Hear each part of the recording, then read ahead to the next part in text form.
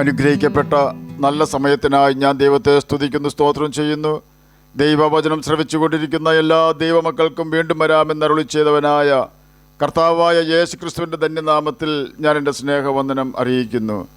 ഇന്നത്തെ അല്പസമയത്തെ ചിന്തയ്ക്കായി 1 ശമൂവേൽ 14 അധ്യായം 6 വാക്യം നമുക്ക് വായിക്കാം. യോനാഥാൻ തൻ്റെ ആയുധവാഹകനായ ബാല്യക്കാരനോട്, വരിക, നമുക്ക് ഈ അഗ്രചർമ്മികളുടെ പട്ടാളത്തിൻ്റെ നേരെ ചെല്ലാം. പക്ഷേ യഹോവ നമുക്ക് വേണ്ടി പ്രവർത്തിക്കും, അധികം കൊണ്ടോ അല്പം കൊണ്ടോ രക്ഷിപ്പാൻ യഹോവയ്ക്ക് പ്രയാസമില്ലല്ലോ എന്ന് പറഞ്ഞു. അനുഗ്രഹിക്കപ്പെട്ട ഒരു വേദവാക്യമാണ് നാം കേട്ടത്. തൻ്റെ കഴുതയെ കാണാതായപ്പോൾ കീസ് തൻ്റെ മകനായ ശൗലിനെ കഴുതയെ കണ്ടുപിടിക്കുവാൻ ഏൽപ്പിച്ചു. എന്നാൽ ശൗൽ 3 ദിവസം അന്വേഷിച്ചിട്ടും കഴുതയെ കണ്ടുകിട്ടാതെ വന്നതിനാൽ ഭാഗ്യവശാൽ ശമൂവേൽ പ്രവാചകൻ്റെ അടുക്കൽ ശൗൽ എത്തേണ്ടി വന്നു. തൻ്റെ അപ്പൻ്റെ കഴുത എവിടെയാണെന്ന് പ്രവാചകനോട് ചോദിക്കുവാനാണ് ശൗൽ വന്നത്. എങ്കിലും ഇസ്രയേലിന് പ്രഭുവായിരിക്കാൻ ഒരു ശൗലിന് ദൈവത്തിന് ആവശ്യമുണ്ടായിരുന്നതിനാൽ ദൈവം ശമൂവേലിനോട് പറഞ്ഞു, അവനെ രാജാവായി അഭിഷേകം ചെയ്യണമെന്ന്. അങ്ങനെ കഴുതയെ കണ്ടുപിടിക്കുവാൻ കഴിവില്ലാതിരുന്ന ശൗൽ നിമിഷ നേരം കൊണ്ട് രാജാവായി അഭിഷേകം ചെയ്യപ്പെട്ടു. ഇന്ന് അനേകരും അധികാരത്തിനും സ്ഥാനമാനങ്ങൾക്കും എന്ത് തെറ്റും ചെയ്യുവാൻ തയ്യാറാണെങ്കിലും പദവികൾ അവർക്ക് ലഭ്യമല്ലാതായി തീരുമ്പോൾ ഓർക്കുക, ദൈവസന്നിധിയിൽ താഴ്മയോടെ ക്രിസ്തുവിൻ്റെ ബോഷനായി ഇരുന്നാൽ പ്രതീക്ഷിക്കാത്ത സമയത്ത് നമ്മെ ഉയർത്തുന്നവനായ ഒരു നല്ല കർത്താവ് നമുക്കുണ്ട്. അവന് അല്പം കൊണ്ടോ അധികം കൊണ്ടോ നമ്മെ സഹായിക്കുവാൻ കഴിവുണ്ട്. അഭിഷേകം പ്രാപിച്ച ശൗലിനോട് ശമൂവേൽ പറഞ്ഞു, നീ എനിക്ക് മുമ്പേ ഗിൽഗാലിലേക്ക് പോകണം. ഹോമയാഗങ്ങളും സമാധാനയാഗങ്ങളും കഴിപ്പാൻ ഞാൻ നിൻ്റെ അടുക്കൽ വരും. ഞാൻ നിൻ്റെ അടുക്കൽ വന്ന് നീ ചെയ്യേണ്ടത് എന്തെന്ന് പറഞ്ഞു തരുവോളം 7 ദിവസം അവിടെ കാത്തിരിക്കണം. 1 ശമൂവേൽ 10 അധ്യായം 8 വാക്യമാണ് നാം കേട്ടത്. ശമൂവേൽ നിശ്ചയിച്ച അവധി അനുസരിച്ച് അവൻ 7 ദിവസം കാത്തിരുന്നുവെങ്കിലും ശമൂവേൽ ഗിൽഗാലിൽ എത്തിയില്ല. 1 ശമൂവേൽ 13 അധ്യായം 8 വാക്യമാണ് നാം കേട്ടത്. ജനം ശൗലിനെ വിട്ട് ചിതറിപ്പോയി. അപ്പോൾ ശൗൽ ഹോമയാഗവും സമാധാനയാഗവും ഇവിടെ എൻ്റെ അടുക്കൽ കൊണ്ടുവരുവിൻ എന്ന് കൽപ്പിച്ചു. അവൻ തന്നെ ഹോമയാഗം കഴിച്ചു. ഹോമയാഗം കഴിച്ച് തീർന്ന ഉടനെ ഇതാ ശമൂവേൽ വരുന്നു. 1 ശമൂവേൽ 13 അധ്യായം 9 10 വാക്യങ്ങളാണ് നാം കേട്ടത്. ശൗലിനോട് ശമൂവേൽ ചോദിക്കുകയാണ്, നീ ചെയ്തത് എന്ത്? ശൗൽ ന്യായീകരണം പലതും പറഞ്ഞു. ശമൂവേൽ ശൗലിൻ്റെ ന്യായീകരണത്തിന് കൊടുത്ത മറുപടി, നീ ചെയ്തത് ഭോഷത്വമാകുന്നു. 1 ശമൂവേൽ 13 അധ്യായം 13 വാക്യത്തിൽ ഇത് രേഖപ്പെടുത്തിയിരിക്കുന്നു. 1 ശമൂവേൽ 13 അധ്യായം 13 വാക്യത്തിൽ ശമൂവേൽ ശൗലിനോട് തുടർന്ന് പറയുകയാണ്, നിന്റെ ദൈവമായ യഹോവ നിന്നോട് കൽപ്പിച്ച കൽപ്പന നീ പ്രമാണിച്ചില്ല. യഹോവ ഇസ്രായേലിന്മേൽ നിന്റെ രാജ്യത്വം എന്നേക്കുമായി സ്ഥിരമാക്കുമായിരുന്നു. ഇപ്പോഴോ നിന്റെ രാജ്യത്വം നിലനിൽക്കുകയില്ല. യഹോവ നിന്നോട് കൽപ്പിച്ചതിനെ നീ പ്രമാണിക്കായ കൊണ്ട് തനിക്ക് ബോധിച്ച ഒരു പുരുഷനെ യഹോവ അന്വേഷിച്ചിട്ടുണ്ട്. അവനെ യഹോവ തൻ്റെ ജനത്തിൻ്റെ പ്രഭുവായി നിയമിച്ചിരിക്കുന്നു.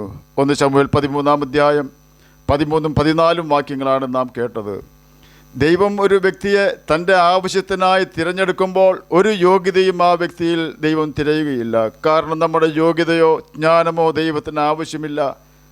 ഒരു ഉപകരണം മാത്രമായാണ് ദൈവം നമ്മെ ഉപയോഗിക്കുന്നത്.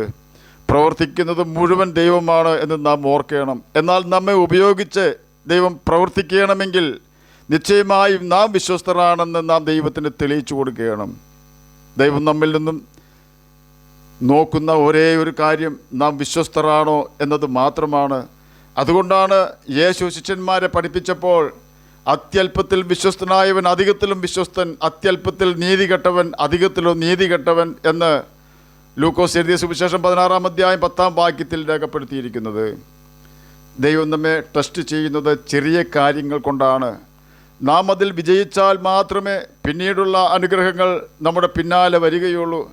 7 ദിവസം കാത്തിരിക്കണമെന്ന് ശൗലിനോട് ശമൂവേൽ പറഞ്ഞു എന്നാണ് ശൗൽ ചിന്തിച്ചത്. എന്നാൽ ദൈവം പറഞ്ഞ കാര്യം ശൗലിനെ അറിയിച്ചു എന്നേ ഉള്ളൂ. ചുരുക്കി പറഞ്ഞാൽ ശൗൽ അനുസരണക്കേട് കാണിച്ചുകൊണ്ട് യുദ്ധം ചെയ്യുവാൻ പോയിരിക്കുന്നു. ആകെ 600 പട്ടാളക്കാർ മാത്രമാണ് ശൗലിൻ്റെ കൂടെയുള്ളത്. അവൻ ശത്രു സൈന്യത്തെ കണ്ട് പേടിച്ചിരിക്കുകയാണ്. വാളും കുന്തവുമില്ലാത്ത കുറച്ച് പട്ടാളക്കാരുമായാണ് ശൗൽ യുദ്ധത്തിന് ചെന്നത്. അതും ഫിലിസ്ത്യരോട് യുദ്ധം ചെയ്യുവാൻ.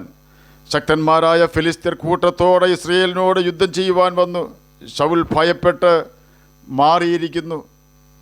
ഈ സമയത്താണ് 1 ശമൂവേൽ 14 അധ്യായം 1 വാക്യത്തിൽ ശൗലിൻ്റെ മകൻ യോനാഥാൻ തൻ്റെ ആയുധവാഹകനായ ബാല്യക്കാരനോട്, വരിക, നാം അങ്ങോട്ട് ഫിലിസ്ത്യരുടെ പട്ടാളത്തിൻ്റെ നേരെ ചെല്ലുക എന്ന് പറഞ്ഞ് അവൻ അപ്പനോട് പറഞ്ഞില്ല താനും.